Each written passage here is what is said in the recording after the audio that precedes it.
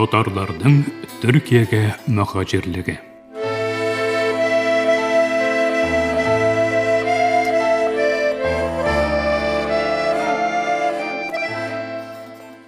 Язмыш җилләре татарны кайларыгына илтмәгән.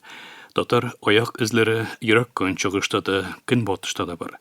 Шундый язмыш җилләреннән берсе Алтын Урда дәврендә, ягъни 13-14 гасырларда гаскәри татарларны Польша, Литва җирлегенә илтеп ташлый. Гаскәр буларак килеп җирләшкән татарлар ул җирләрдә үзләренә яңа ватан табалар. Алар нигездә бүгенге көндәге Польша, Беларусь, Литва дәүләтләрендә яшиләр. 2019 ел мәгълүматларына караганда, аларның саны 15 мең тирәсе. Сан ягыннан беренче урында Беларусь, икенче урында Польша тора. Польша татарлары арасында ислам, христиан динен тотучылар бар.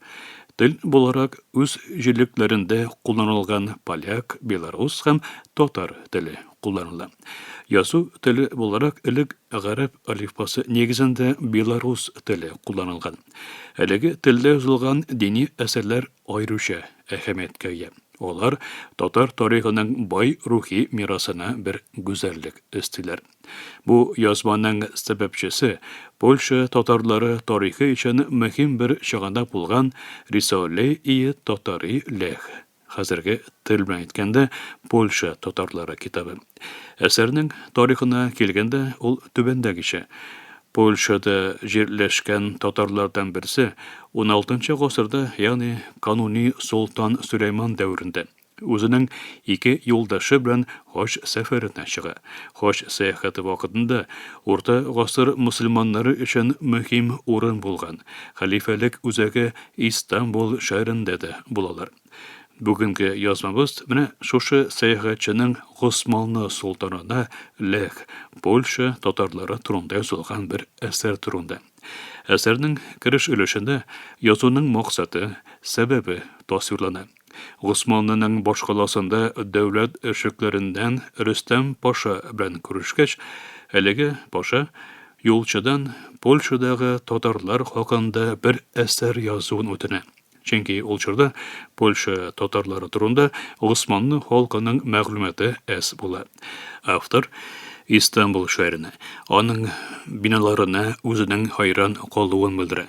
Андагы бөек мәчетләр хакында да искә алып үтә. Керешелешеннән соң автор төп темага, ягъни Польша татарлары тарихын аңлатырга керешә. Ул татарларның әлеге җиллеккә килүләренә күп заман узмаган булуын белдерә.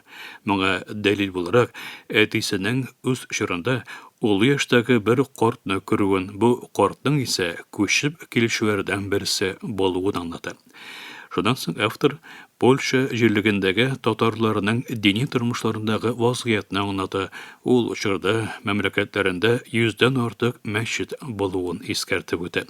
Үз араларында имам булырлык укымышлы кешеләр булмау сәбәпле Кырымнан имамнар китертүләрен, аларның тормышларын исә Польша татарларының тәэмин итүләрен ассыклый. Ул Польша татарларының тормыш, көн күрешләре хакында, авыл, шәһәр халкы нәрсә белән шөгыльләнүләрен, яшәү рәвешләрендә язып үтә. Польша татарларының саны 200 мең тирәсе булуын әйтә.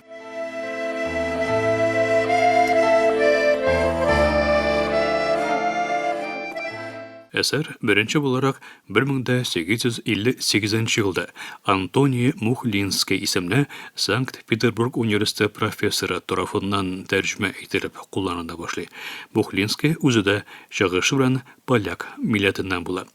Рисале Татари Лех әсәренең 16 гасырда язылган әсәр булуы кайсы бер галимнәрдә шик тә тудыра. Мәскәү галиме Илья Зайцев 2006 елдагы бер мәкаләсендә бу әсәрнең соңгы гасырларда каләмгә алынган бер әсәр, ягъни фальсификация булырга мөмкин булуына ишарат итә. Ул язманың төп нөсхәсенең сакланмавын, бары тик Мухлинский әсәрендә генә булуын белдерә. Ләкин бу чынбарлыкка туры килеп бетми.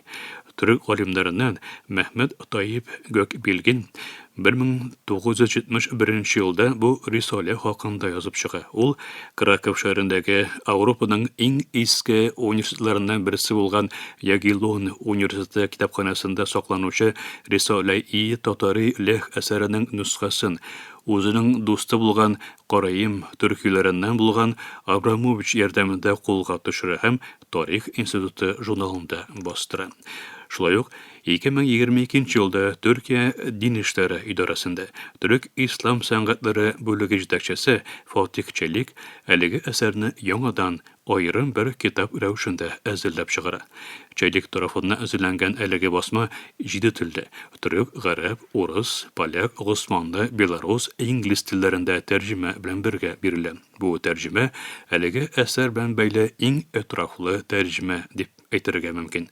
Кайсы bir галимнәр тарафыннан шик белдерелсә дә, әлеге әсәр татарларның бер өлешен тәшкил иткән. Узак гасырлар буе башка халык арасында чит дәүләт чикләре эчендә яшәгән Польша татарлары тарихы өчен мөһим бер чыганак дип әйтергә мөмкин.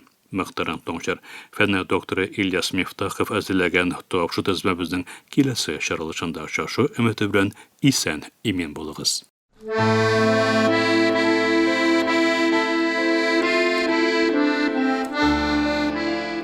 Татарларның Төркиягә мөхаҗирлеге.